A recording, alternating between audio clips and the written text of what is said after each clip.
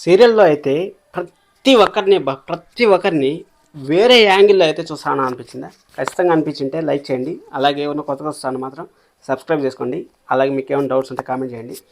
కనకం గారు రాలేదనేసి చాలా మంది అయితే మెసేజ్ చేస్తూ ఉంటారు. దానిపైన ఒక క్లారిఫికేషన్ అయితే ఇద్దాం అనుకుంటున్నాను.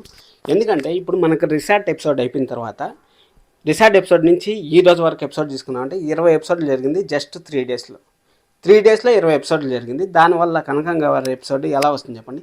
ఇప్పుడు మనం ఈరోజు టిఫిన్ ఎపిసోడే తీసుకున్నామంటే టిఫిన్ ఎపిసోడ్ దాదాపు లాస్ట్ వెన్స్డే స్టార్ట్ అయిన టిఫిన్ ఎపిసోడ్ ఇంకా రేపు వస్తుంది, ఎల్లుండి కూడా వచ్చే ఛాన్స్ అయితే ఉంది.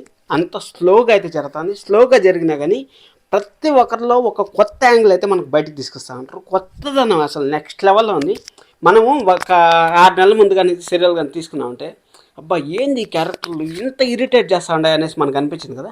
ఆ క్యారెక్టర్ అంతా కొత్తదనంలో అసలు అపర్ణ గారిని కావ్యాన్ని చూస్తూ అంటే అసలు ఒక పురుగుని చూసినట్టు చూసేది. ఇప్పుడు అలాంటిది ఎంతలా ప్రేమిస్తూ ఉంటారు అంటే అపర్ణ గారు అంతలా ప్రేమిస్తూ ఉంటారు. మనం రుద్రాణి గారిని చూసినప్పుడు రుద్రాణి గారు ఏం చేస్తారు ఎక్కడ చేస్తారు అనేసి మనం అయితే భయపడ్డాం కదా. ఆ భయపడ్డానికి ఇప్పుడు రుద్రాణి గారు అయితే జుజిబి అయిపోయారు. నిజం అనుకున్న వాళ్ళు కూడా లైక్ చేయండి. ఎందుకంటే విలన్ పోస్టుల నుంచి మీరు తప్పుకోండి రుద్రాణి గారు. మీకు విలన్ నిజము, మీరు అన్ని ప్లాన్లు మీ ప్లాన్లు వాళ్ళకి తెలిసిపోయి మీరు ఇట్ట వేస్తే ప్లాను అట్ట చిటికలో మీ ప్లాన్ మాయం చేసేస్తూ ఉంటారు.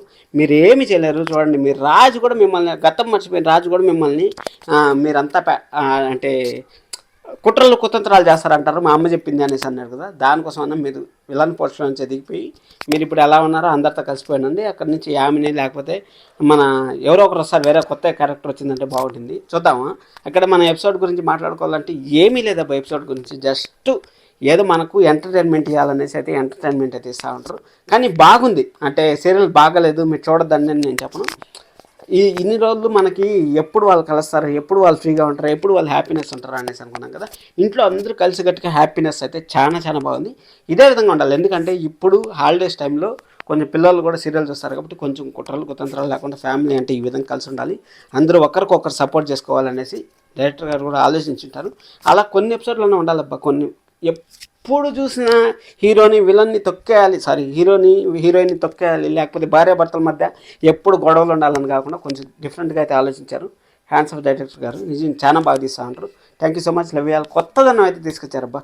ప్రతి ఒక్క యాక్టర్లో ఒక్కొక్క యాంగిల్ ఉందనేసి మీరైతే తీసుకొచ్చారు. Thank you so much. Love you all. By by.